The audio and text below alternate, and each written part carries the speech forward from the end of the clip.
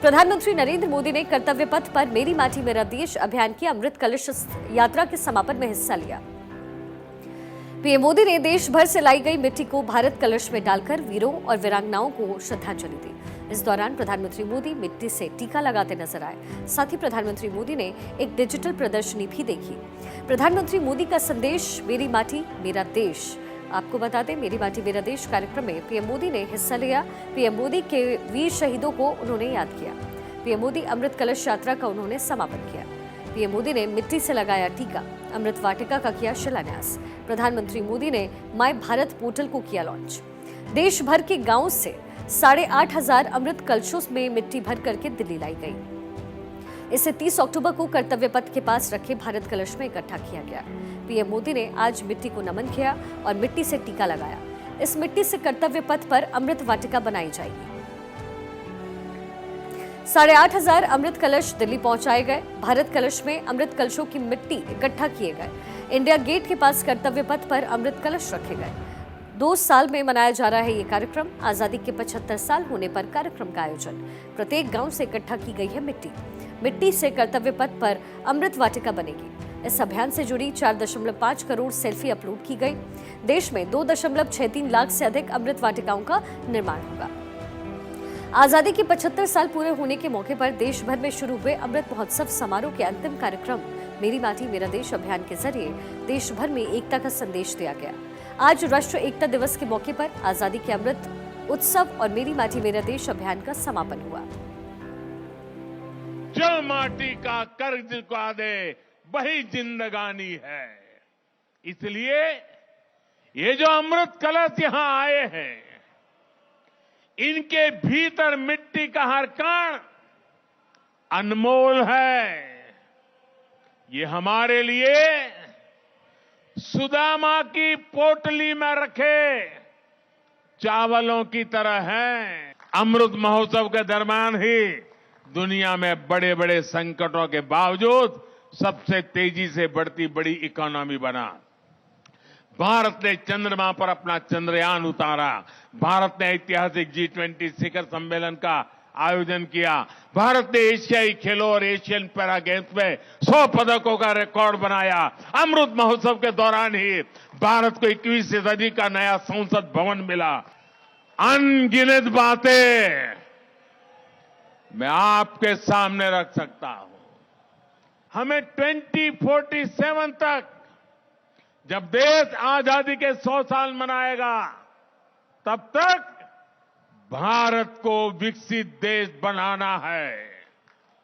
आजादी के 100 साल पूरे होने पर आज के इस विशेष दिवस को याद करेगा। हमने जो संकल्प लिया, हमने आने वाली पीढ़ी से जो वादे किए, उसे हमें पूरा करना ही होगा।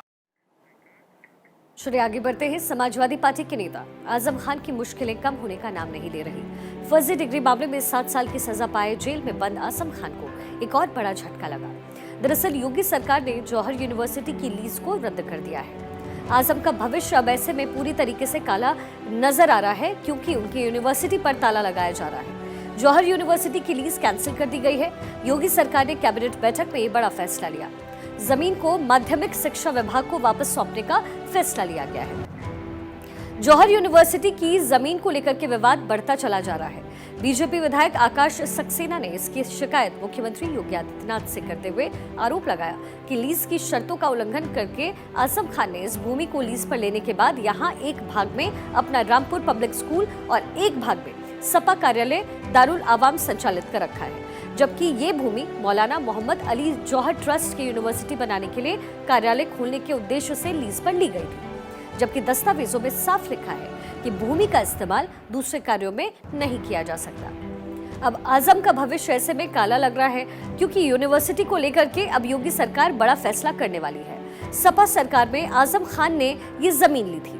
अपने पावर का इस्तेमाल कर ये जमीन उन्होंने ले ली। 2012 में मोहम्मद अली जौहर विश्वविद्यालय की स्थापना के लिए संपत्ति को अपने नाम करवाया था पंजीकृत। आजम ने रामपुर के मुर्तजा उच्चतर माध्यमिक विद्यालय का भवन समेत पूरा कैंपस 30 साल की लीज पर लिया। आजम खान ने मौलाना मोहम्मद जौहर ट्रस्ट को दिलाया था पूरा कैंपस।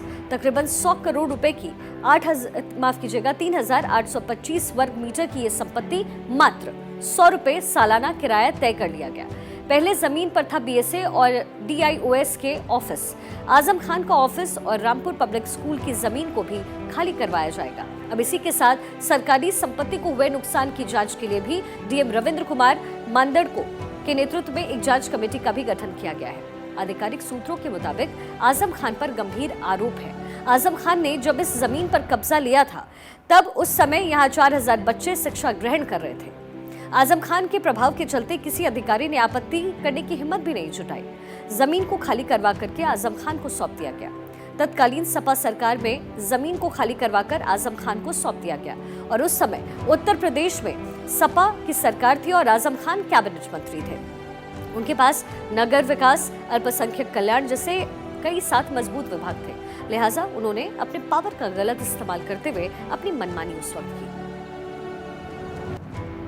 कानपुर सिटी इस योजना इसमें 150 करोड़, इनकम आवासीय योजना के 50 करोड़, टोटल लगभग 1580 करोड़। इसका 50% पैसा सीड कैपिटल के रूप में 6 प्राधिकरण और उत्तर प्रदेश आवास विकास परिषद को, यानी कि वाराणसी में आवास विकास परिषद, उत्तर प्रदेश आवास विकास परिषद, वाराणसी विकास प्राधिकरण को 400 करोड़ रुपए दिया जा रहा है। सरकार अगर इसी परंपरा पर चलेगी तो ये आने वाले समय के लिए उदाहरण बनेगा। ये जो ट्रस्ट हैं या जो संस्थाएं कभी कभी दी जाती हैं लोगों को अच्छे कामों के लिए, समाज के बेहतरीन कामों के लिए, स्कूल, मेडिकल या अन्य चीज़ों के लिए, अगर ये सरकार इस तरह ज़मीन वापस लेगी तो आने वाले समय में जो सरकारें आएंगी वो भी ज़मीनें लोगों की वापस लेंगी। और अगर मोहम्मद आजम खान साहब, आदरणीय आजम खान साहब के साथ इस तरह का व्यवहार हो रहा है, वो इसीलिए हो रहा है कि वो मुस्लिम हैं। उनके मुस्लिम होने की वजह से और समाजवादी पार्टी के नेता होने की वजह से वो बीजेपी के लोग चाहते हैं कि किसी और मुद्दे पर बहस नहीं हो। आजम ने सारे नियमों को ताक पर रखते हुए उस सरकारी स्कूल की बिल्डिंग को पूरी तरीके से खाली करवाकर उन 4000 बच्चों के भविष्य को बर्बाद करते हुए वो पूरी प्रॉपर्टी जौहर ट्रस्ट के नाम करवाई। समाजवादी पार्टी की सरकार दोबारा बनने के बाद उस लीज को ट्रांसफ़र कराते हुए अपने व्यक्तिगत स्कूल रामपुर पब्लिक स्कूल में उसको वो ट्रांसफ़र करवाया। हमने ये शिकायत की थी, बिल्कुल ये गलत तरीके से दी गई थी। मात्र 100 रुपये में 100 करोड़ की ज़मीन, ये कैसे पॉसिबल है? आजम ने सारे नियमों को ताक पर रखते हुए इस ज़मीन को हथना की कोशिश की और मुझे पूरा विश्वास है कि इसमें जो जांच हुई है वो बिल्कुल सही हुई है और जो निर्णय होगा वो एकदम सही है।